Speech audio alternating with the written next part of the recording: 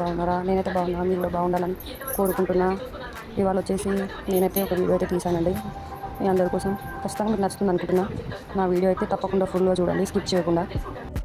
ఏంటంటే ఇవాళ వీడియో వచ్చేసి అయితే పుదీనా చట్నీ అండి. నేనైతే పిల్లలు అయితే ఏం తినడం లేదు, మా కూతురు అయితే ఏం తినట్లేదు. అందుకోసం నేనైతే అందుకోసం పుదీనా చట్నీ అయితే చేసిన. పుదీనా చట్నీ చేయడం వల్ల అంట పిల్లలకి ఆకలి అనేది అవుతుందంట. మా అమ్మాయి అయితే అన్నమే తినడం లేదు. అందుకోసం అయితే నేనైతే పుదీనా చట్నీ అయితే ట్రై చేశానండి. అయితే తయారు చేసే విధానం అయితే చెప్పానండి. మా చెల్లెలకి చేసిన పుదీనా అయితే పుదీనా ఆకులు అయితే తింటుంది. నాకు కొంచెం బద్ధకం పుదీనా ఆకు తింపాలంటే. పుదీనా, ఉల్లిగడ్డ, పచ్చిమిర్చి, చింతపండు ఇవన్నీ అయితే ప్రిపేర్ చేసుకున్నాం. ముందు అయితే చింతపండు అయితే దాంట్లోనే ఇవన్నీ తీసేయాలి. ఉల్లిగడ్డలు అయితే వచ్చేసి 8 తీసుకోవాలి. కొద్దిగా పచ్చిమిర్చి కూడా తీసుకోవాలి. చింతపండు ఉంది కదా, చింతపండులో ఉన్న గుజ్జు, నార, ఇత్తులు ఏమైతే ఉంటాయి కదా అయితే ఫస్ట్ క్లీన్గా చేసుకోవాలి. ఎందుకంటే మిక్సీ పట్టేటప్పుడు మనకి దానికి సౌండ్ అనేది వస్తుంది, అండ్ టేస్ట్గా ఉండదు. దాన్ని మంచిగా ఫ్రెష్గా చేసుకోవాలి. చింతపండు అయితే కొద్దిగా చింతపండు అయితే తీసుకొని మంచిగా కొద్దిగా తీసుకొని పెట్టుకోవాలి. ఇత్తులు అనేది అన్ని తీసేసి సపరేట్గా మంచిగా విడివిడిగా అయ్యేలాగా చేసుకోవాలి చింతపండుని అయితే. నెక్స్ట్ వచ్చేసి ఉల్లిగడ్డని అయితే నేనైతే పొట్టు తీసి పెట్టేసుకున్నాను ఆల్రెడీ. 5-6 ఉల్లిగడ్డలు అయితే చాలు. తర్వాత వచ్చేసి ఉల్లిగడ్డ, పచ్చిమిర్చి, పుదీనా ఇవన్నీ రెడీ అయితే పెట్టుకున్నానండి.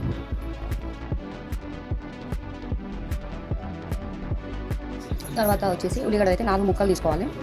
4 ముక్కలు అయితే చాలు, ఎందుకంటే ఇది కర్రీ అయితే కాదు కదా, చట్నీ కదా, దానికోసం అన్నట్టు 4 ముక్కలు అయితే ఉల్లిగడ్డ అయితే కట్ చేసి అన్నీ ఒక సైడ్కి అయితే అన్నీ తీసుకోవాలి.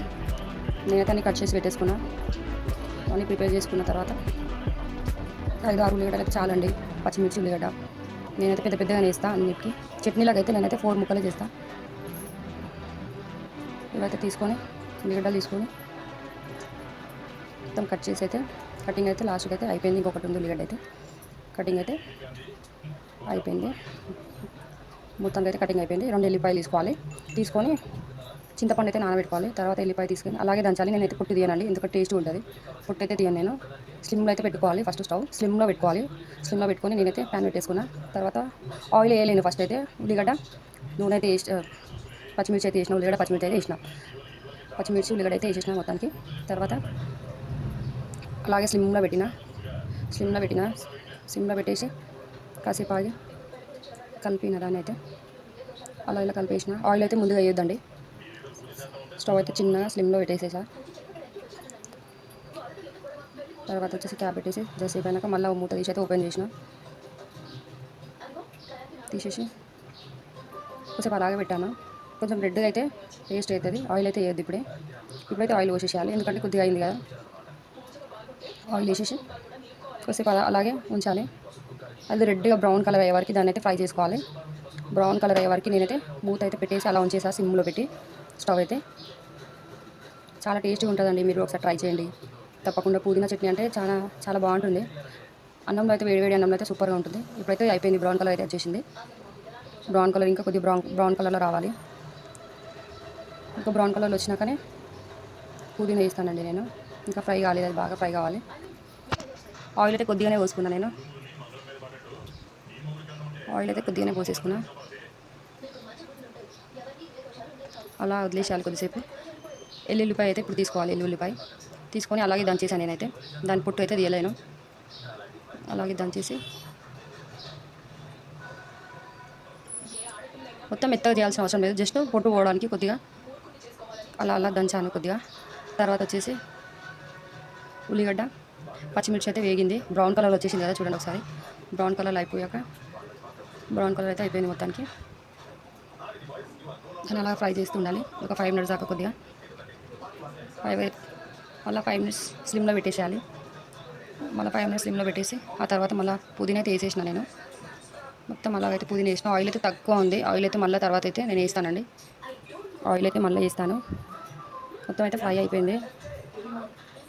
ఆ తర్వాత 1 టేబుల్ స్పూన్ అయితే పసుపు వేసేసిన. 1 టేబుల్ స్పూన్ పసుపు. అందులో కొద్దిగా ఎల్లిపాయలు కూడా వేసేస్తాయి ఇప్పుడే. ఎల్లిపాయలు వేసేసి దాన్ని అయితే కలిపేసిన. ఎల్లిపాయలు వేసి కలిపేసేసినండి.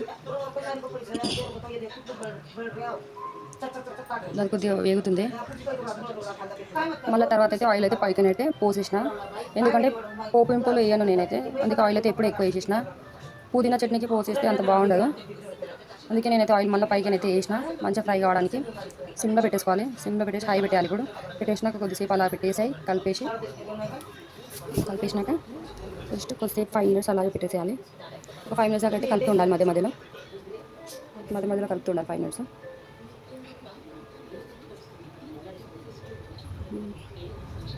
మొత్తానికి అయితే అయిపోయింది. కొద్దిగా ఫ్రై లాగా అయిపోయింది. తర్వాత అయితే ఇప్పుడు పైన నుండి అయితే చింతపండు కూడా నానింది. చింతపండు మొత్తం తీసుకోవాలి. చింతపండు జీలకర్ర వేయాలి. జీలకర్ర అయితే ఇప్పుడు వేయను, లాస్ట్కి వేస్తాను. ఇప్పుడైతే చింతపండు వేసేసేయాలి. దాంట్లో చింతపండు వేసేసి సిమ్లో అయితే పెట్టేసేయాలి. సిమ్లో పెట్టేసి చింతపండు వేసి జస్ట్ 5 మినిట్స్ అయితే అలా పెట్టాలి. 5 మినిట్స్ అలా పెట్టేసి చింతపండు అయితే వేసేసినాం. చింతపండు అయితే మొత్తం వేసేసినాం. దాన్ని అయితే కలిపేసేయాలి. అలా ఒక్క 5 మినిట్స్ అయితే పడుతుంది ఇది కొంచెం ఉడకడానికి. నేనైతే అలాగే పెట్టేసా.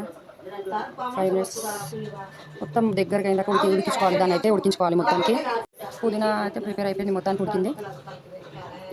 తర్వాత వచ్చేసి జీలకర్ర అయితే వేసేసాలి. జీలకర్ర వేస్తే టేస్ట్ అవుతుంది. పుదీనా చట్నీలో జీలకర్ర అయితే వేస్తే టేస్ట్గా అవుతుందండి. మొత్తం మళ్ళీ 5 మినిట్స్ అలాగే కలిపాను. తర్వాత కొద్దిసేపు అలాగే ఉడికించుకున్నా. ఉడికిన తర్వాత ఏమేయండి, ఓన్లీ మిక్సీ పట్టేస్తుంది దీన్ని. మొత్తానికి అయితే ఉడికిపోయింది. ఇప్పుడు నేనైతే మిక్సీ చేసుకోవాలి దీన్ని అయితే. అది కొద్దిగా చల్లగా మిక్సీ అయితే పట్టేస్తా.